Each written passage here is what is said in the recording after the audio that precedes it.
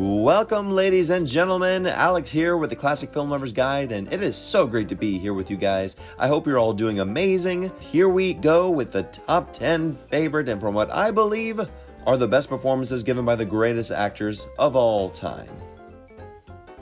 Hey, guess what, folks? I'm counting down from 10 and then working my way up to number 1, and yes, oh yes, I have seen every film that, key point, is attainable by these artists, so all of these lists are graciously accurate. You think I'm lying? I'm not lying. Today, ladies and gentlemen, I have the utmost privilege of talking about one of the greatest screen legends who gave so much hope, not just to African Americans around the world, but to everyone. His name, of course, Sidney Poitier. Born technically in Miami, but then raised in the Bahamas, Sidney was already bred and influenced as a young child to be not an actor, but a stand-up, respectable, hardworking human being. He was already given the principles by amazing parents to provide the best life for himself and his family, and to make a difference. He moved to New York and worked his way up to being a dishwasher, leaning towards management someday. He really needed money to live, like who doesn't in New York? And that is when he came across an audition notice for the American Negro Theater. Believe it or not, he unfortunately failed the audition because of his strong Bahamian accent and the fact that he couldn't read very well. The man who auditioned him literally told him, "Stop wasting people's time and just be a dishwasher." Words to that effect. But one of the waiters at his job, a lovely Jewish man, Sidney said, helped him to read every night, week after week, month after month. After that, it was in no time that Sidney exploded on the scene. It wasn't perfect, of course, but he improved, and then, boom, he finally got the apprenticeship with the American Negro Theater. Unbelievable with what came out of that chapter in his life, working and developing the best of relationships and work with fellow artists Ruby Dee, Ossie Davis, and of course, Harry Belafonte, one of his dear BFFs. The work from Sidney from then on was always grounded and also groundbreaking to the world. There is so much to say and talk about on this legendary icon. And I'm telling you right now, this comprised list has been one of the most difficult, probably the most challenging list I've had to comprise on this channel yet because of the massive body of work from Poitier. I sincerely love every film he's done because his spirit just shines through and makes any dull film on paper look and feel sweet, genuine, piercing, and gutsy on screen. Yes, if I could do a top 30, I would feel a whole lot better, but you know, guys, rules are rules, and Sidney would have respected that, right? I was inspired at such a young age by Poitier's gravitas and presence that I wanted to explode in films like him. I wanted to speak with that beautiful, powerful, and soothing Shakespearean voice he had. I can go on all day long about the impact this man has made. So let's do this, ladies and gentlemen. Here are the top 10 best performances of the man, the legend, the impact player himself, Sidney Poitier. Starting off at number 10, Edge of the City. Based on a play called A Man is 10 Feet Tall, and the same playwright did the screenplay about a drifter played by John Cassavetes, who arrives at the New York port to become a longshoreman, and then befriends Sidney Poitier, who is a supervisor. And the growing friendship is threatened by his other boss and punks, including Charlie, played brilliantly by Jack Warden. Poitier is just magnificent, and it's an honor for him too, since the playwright wrote this with him in mind. It was a milestone at that time for a black man to be a white man's boss, and developing the relationship along the workplace. But I love the subtext of homosexuality of Cassavetes' character. It's not broad, obviously, but you can see those moments when it was just peeking through, even though Poitier's character is married to Ruby Dee's character. This was one of those films I caught on TCM while doing homework one of those days, and it was one of many moments when I stopped working and I was just entranced by Poitier's movements. Yes, the ending involving Poitier's character, if you've seen it, can be problematic, which I won't spoil it, but in my sincere opinion, I felt It was an act of love for his friend Cassavetes. And the film did a good job of building that friendship, I feel. Number 9, Paris Blues. Another film actually directed by Martin Ritt, who directed Edge of the City, and based on a novel as well by Harold Flender. 2 American jazz musicians move to Paris and then fall in love with 2 American female tourists. The moments of sincerity from Poitier are palpable, especially that scene where his girlfriend is asking him, "Why don't you go back to America?" And he basically says, "Hell no. Why would I go back to a country that does nothing but disrespect me?" That was huge and powerful since the civil rights movement was still moving forward at this time. And for his character wanting to be away and to be representing the movement of jazz in Paris, that's huge. All of the jazz scenes are epic, with Louis Armstrong and pianist Aaron Bridgers showing up here. Beautiful cinematography and elegant writing. What's crazy is that in the original novel, it was supposed to be an interracial romance. But as Sidney put it, they got cold feet. But they cast Diane Carroll in the role of Connie, which started an adulterous affair lasting apparently 9 years. Carroll was persuaded that Poitier would leave his wife so that Carroll would leave her husband. He went as far as getting Carroll an apartment to live in and that he will leave his wife Juanita and all will work out great. But no, it didn't turn out that way. He didn't leave his wife until years later. Why do I mention this? Well, you can see the chemistry just explode on screen between Poitier and Carroll, and, well, it is history. It's a pure example of how so many artists we can idolize are simply just not perfect. Poitier has said himself, he's made big mistakes. Big mistakes. We all have. We're human beings. I mean, it's not like he was doing things like, moving on. Number 8, A Patch of Blue. Okay, let's get serious here, folks. This should have been higher for me. I really wish it could have been much higher. This film gets me to erupt in waterfalls. I rewatched it recently for this, and damn, man, the movie itself is just beautiful. It stars Elizabeth Hartman in an extremely well-deserved Academy Award-nominated performance as Selena, an illiterate, blind young woman living with her abusive tyrant of a mother, played brilliantly by Shelley Winters. She convinces her grandpa to take her to the park where she meets Gordon, played by Poitier. They quickly become friends, meet at the park practically every day, and we can sense a blossom of infatuation growing there. We just hope and pray that Selena will find a way to get out of this abusive upbringing before she herself is thrown into prostitution. I feel like this film has been forgotten. It's not given as much credit as it really deserves. I mean, am I wrong here? The scenes between Hartman and Poitier are just exquisite, especially the scene where she says, "I love you," and touches his face. "I know you're good and kind. I know you're colored." He says, "What did you say?" "And I think you're beautiful." Sidney says, "Most people would say the opposite." She says, "That's because they don't know you." Breathtaking. Or how about the scene where Gordon's brother is aware of the relationship between he and Selena, and he's basically asking him, "What are you doing?" But nothing beats the final scene, which I can't spoil it. I can't spoil it if you haven't seen it. Poitier commands the screen with such class and honesty. It's one of those leading man roles where Poitier himself elevated the strength of it. One of the best you'll ever find. Number 7, Mandela and de Klerk. A made-for-TV film starring Michael Caine as F.W. de Klerk and Sidney Poitier as the noble leader himself, Nelson Mandela. This is another dramatization of the incarceration of Nelson Mandela, his symbolism as a leader, and the negotiation efforts between de Klerk and Mandela to end apartheid. It's still hard to believe the man who directed this film also directed the amazing masterpiece that is Jaws: The Revenge.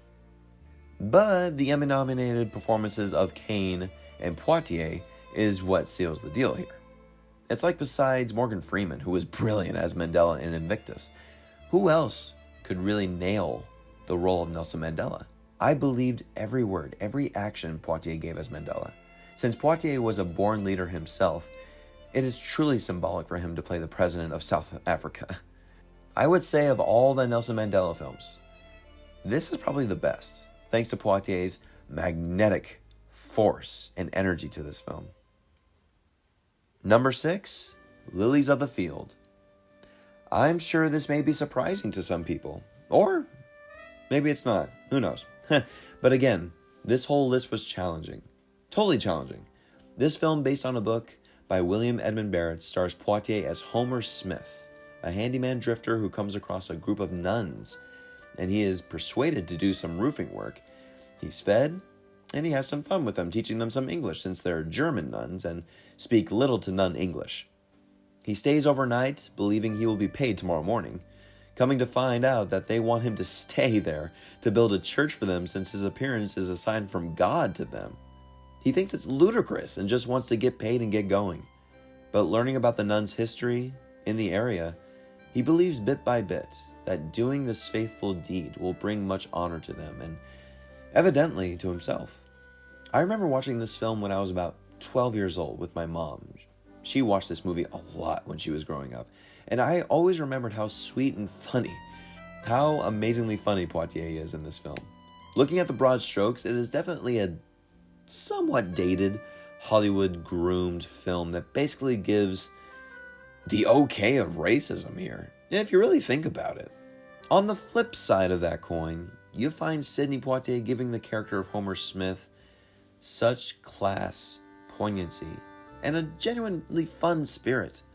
At the root of this film, it is genuinely sweet, and I think that's what director Ralph Nelson and Sidney Poitier really meant to do with this.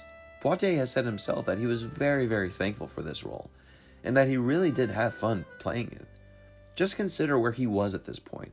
He was gaining more kudos with Hollywood, receiving more leading man roles, salary demands, and Poitier actually gave up his salary for a smaller amount to do this film. I'm sure he was thinking, how do I take a character like this in the context of his actions and the situation surrounding him and really make it come to life? I'm sure he knew how popular and how strong it would be to the Hollywood public, right? Well, he certainly succeeded for this, where this was the film he won the historic Academy Award for Best Actor, being the first black male actor and the first actor from the Bahamas to do so, and in the leading role. Whether you think this was Hollywood's pat on the back for awarding a black actor, or if you believe he genuinely deserved it, nevertheless, his performance as Homer Smith is what I believe made this film truly memorable and sweet. So sweet that just 2 years ago, the film was inducted into the National Film Registry. Number 5, Guess Who's Coming to Dinner? Of course, the classic film, one of 3 powerhouse films of Sidney Poitier's career that came out in 1967.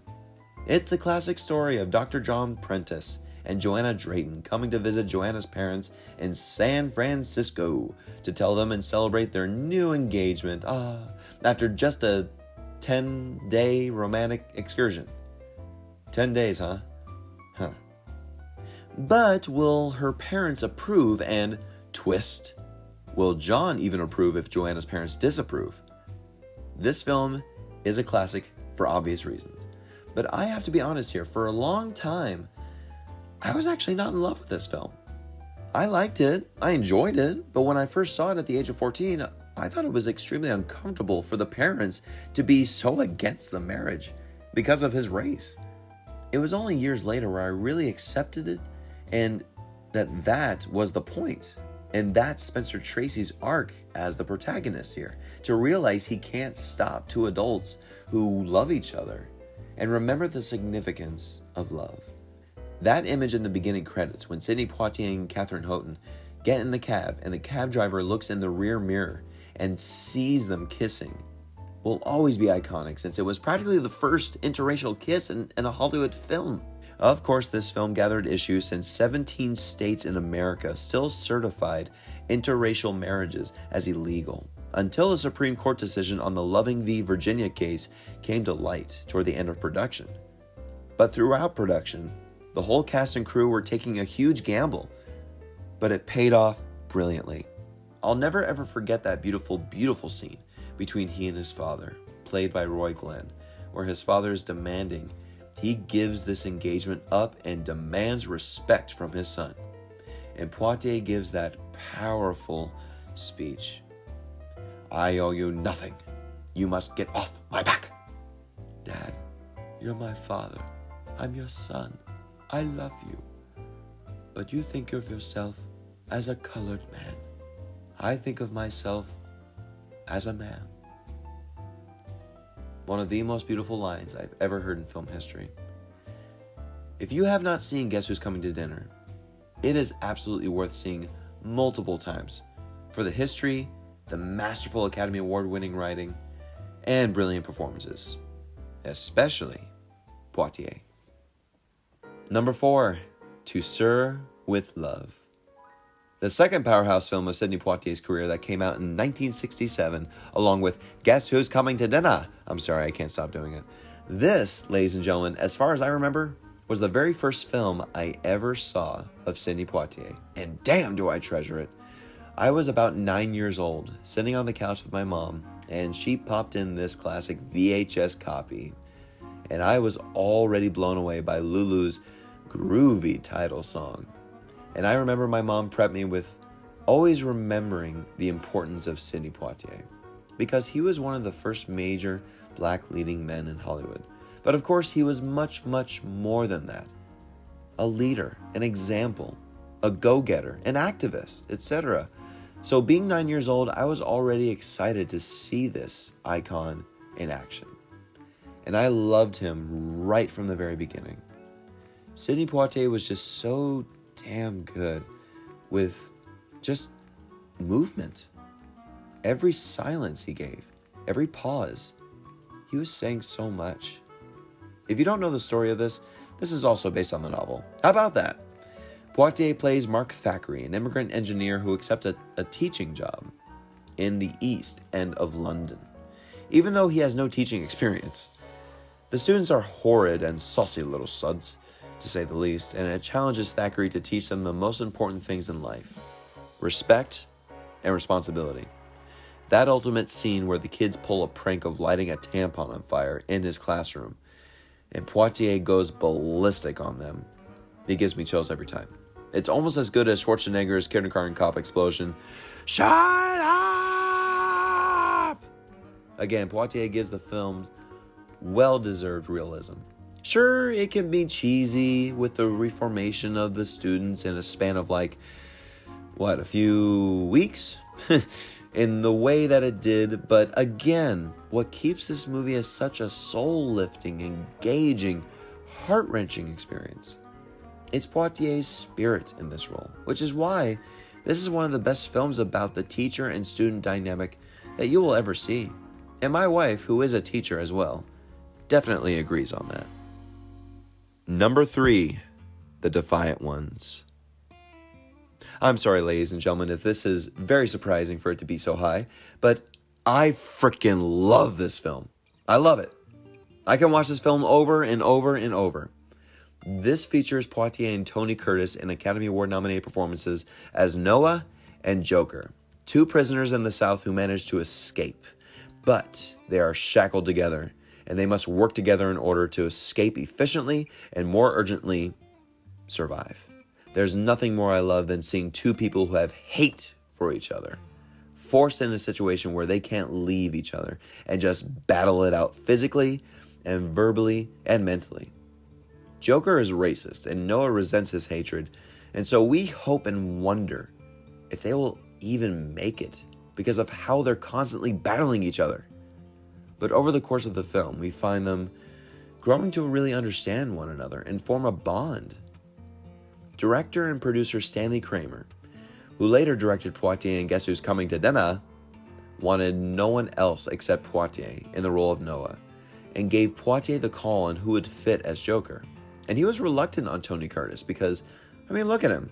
He's too gorgeous to play a southern racist dreamer.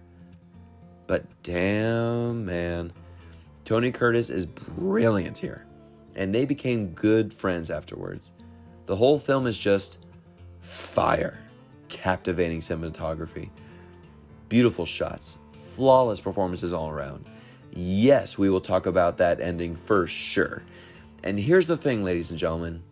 Yes, I totally see and get how it was such a Hollywoodized ending when Poitier got off the train for Curtis, and it feeling like an ode to the white man. I totally understand that.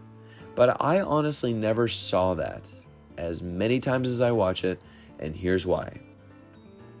Curtis actually gives up a new life, making a clean getaway with Kara Williams and her son, since Williams led Poitier to a swamp to die. Curtis is shot in the process to run after Noah to save him. To save him! So when Curtis can't make it on the train, he's saying it's okay to Poitier to go without him. He didn't tell him to get off. Poitier returns the favor for Curtis. I know that's a spoiler, but I feel this is important because to me, it wasn't losing sight of what Poitier's character would do. They formed a bond of brotherhood all throughout that journey of the film. And that to me is the real victory. That's the real success. Even though they're going back to prison for life now, they formed a relationship where it started off in the complete opposite. Once again, the performances are flawless here. And when it's a two-man leading show, it's both actors that give its essence and brilliance. But in this case, Poitier captures the grace of a man who wants more. But at the same time, the thunder of a convict that you can most definitely agree, this guy can hurt you badly. The Defiant Ones, if you haven't seen it, see it immediately. Own it. It is that good. Number 2, In the Heat of the Night. Oh yeah, ladies and gentlemen, you want to know about that third powerhouse film of Sidney Poitier's career that came out in 1967? Yeah, this is the one, and rightfully so. After rewatching this film again, this film is utterly incredible. And honestly, folks, it's all thanks to Sidney Poitier. Norman Jewison directed the hell out of this film. Quincy Jones composed a cool, slick score. Hal Ashby edited it perfectly. The whole cast is outstanding. But without Poitier's leadership and example, this film most definitely would not be as big as it is. On paper, when you read the script, honestly, this film is nothing amazing. It's pretty standard. But when you get the right and creative people involved, ooh, magic happens. You have an unsolved murder happen in the town of Sparta, Mississippi, and Warren Oates, a very underrated actor, I have to say, spots Detective Virgil Tibbs, just waiting at the train station for his next train to get home. That shot that introduces Poitier in the station is just epic. Every single frame Poitier is in, he is just a true and utter badass. The scenes between he and Rod Steiger are gold. I sincerely believe Sidney Poitier should have been nominated for Best Actor here, for either this one or To Sir with Love, or hell, Guess Who's Coming to Dinner, pick one. Once Rod Steiger's Sheriff Gillespie finds out he's a homicide detective from Philly, he wants his help to solve the murder since he's the expert. Then comes one of the greatest lines in cinema history. What do they call you up there? They call me Mr. Tibbs. I remember seeing that line in film montages without ever seeing it and just remember the gravity of his delivery. The film does such a masterful job of relating to the youth culture of 1967 and also the old culture of 1967, experiencing racism, brutal hate crimes, horrible treatment of black people all across America. Then comes the slap, heard across the world. No, not this slap, good Lord, but this slap between Mr. Tibbs and plantation owner Endicott. After he realizes he's being questioned, he straight up slaps Tibbs. Now in the script, Tibbs was just going to react calmly with a stare down and then walk away. Poitier said, no one in this day and age is going to take that man. This is 1967. If this man pops me, I'm going to pop him right back. And Poitier urged the producers, urged them firmly that they will keep that scene in the picture. And when they distributed it all over the country, especially the South, They will keep it in the final film and not cut it, period. Boom, Poitier slaps him right back. Poitier got his wish, and honestly, it wasn't just his wish. It was all of America's wish to see a black man defend himself. The ending, again, many people ask, do we really need that concluding Hollywood ending where the racist bigot changes and they grow to understand and like each other? I say there's a time and place. In this case, Sheriff Gillespie, who is the real protagonist of this movie, was not a bigot, just a product of his environment. And the ending does not work without that earlier scene where Tibbs is at Gillespie's house, just having a drink together and really connecting. All in all, Poitier is masterful in this film. And as I said before, the whole cast, crew, writing, etc. is stupendous, but the glue and magnetism of this film all comes from Sidney Poitier. Are you ready for some honorable mentions? Here we go. Buck and the Preacher, which I know, very surprising to even mention, but this was Sidney Poitier's directorial debut after he and co-star Harry Belafonte fired director Joseph Sargent, the same Joseph Sargent who directed Mandela and Klerk and Jaws the Revenge, good God, because he wasn't adding the ethnic qualities that would have the black ensemble give it extra substance. You can say this was Sidney Poitier's first foray in soul films, with a majority black cast, including Ruby Dee. The film itself, I admit, is very dull, and I don't think I'm alone here, but that's fine. I give Poitier so much credit because of the fact that it was his first film he directed, and he himself was so timid of it.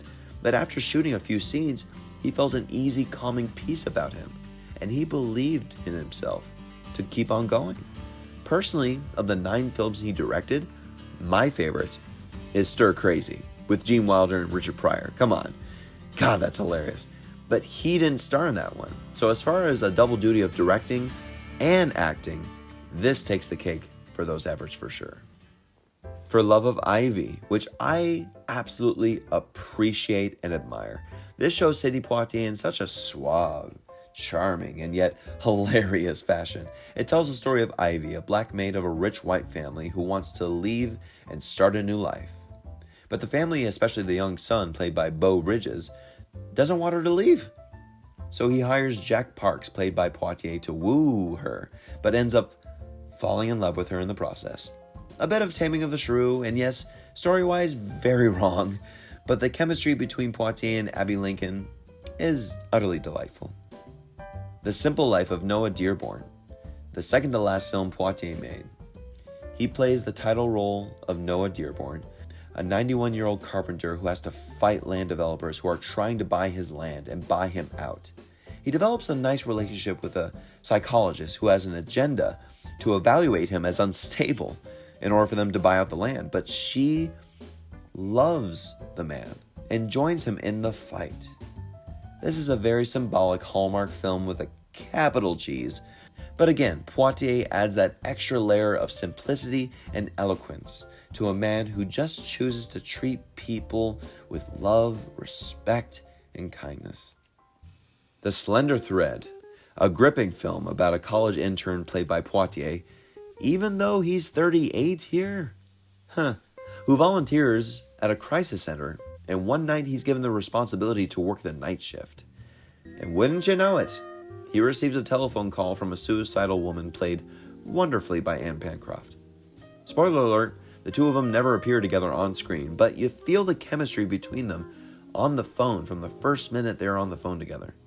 Poitier gives a beautiful speech to her after he's just had enough of this whole ordeal and basically tells her to get off her ass and move forward.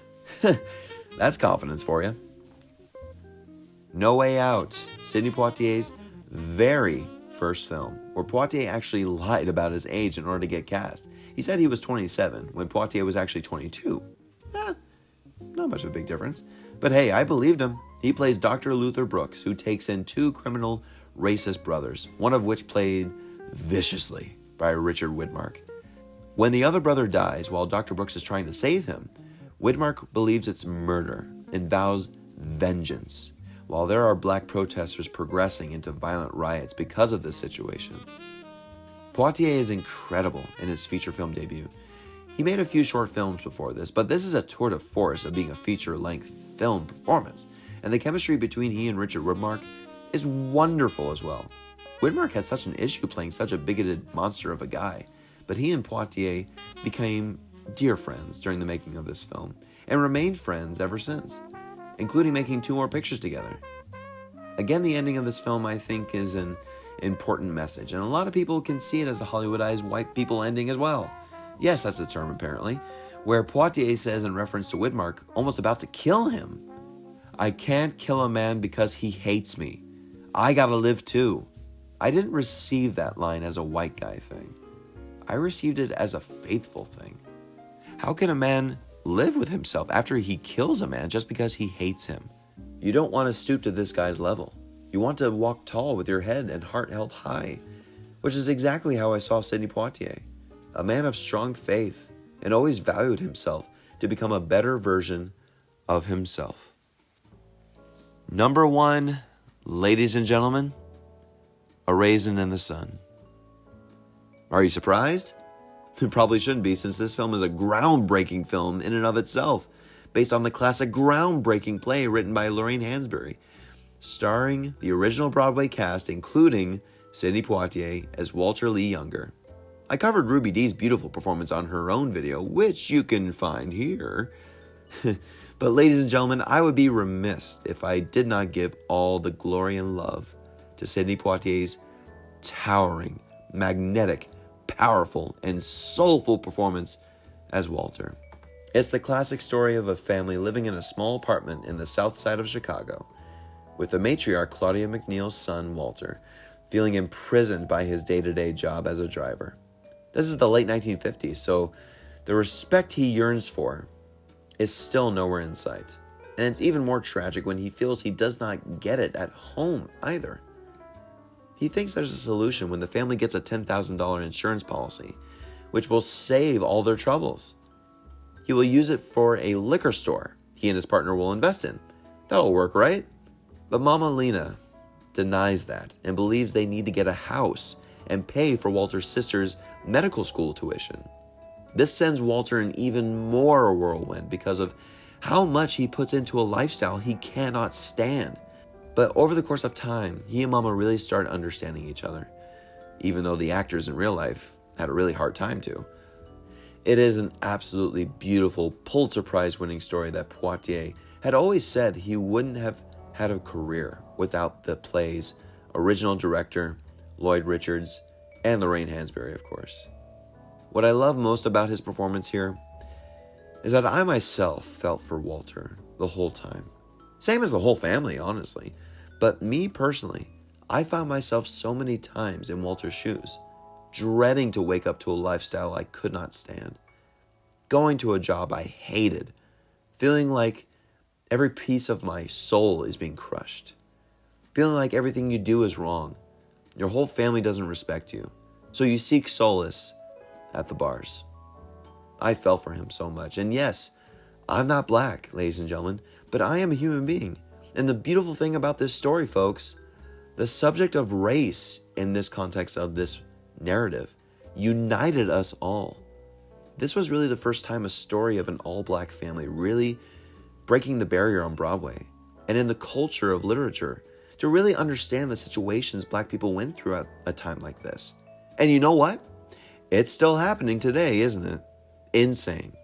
The conflict, the obstacles, the miscommunication, the mistakes, the dreams of the Younger family are all universal. And here's another thing. Since Sidney Poitier was actually looked by some people as, dare I say it, an Uncle Tom around these times, as a great black actor being groomed by white Hollywood. When it comes to a performance of representation of the black community, many have said, including great film scholar Mia Mask, whom I love listening to and learning from, this Tony Award and British Academy Award nominated performance takes the prize. Sidney Poitier, of course, was not just a great actor, but an agent of social and cultural change. The films he had done for 3 decades definitely played a part. But look at this. For 10 years, he was the ambassador from the Bahamas to Japan. He received the Presidential Medal of Freedom from President Obama, the Kennedy Center honor, of course, the AFI and Oscar Lifetime Achievement Awards.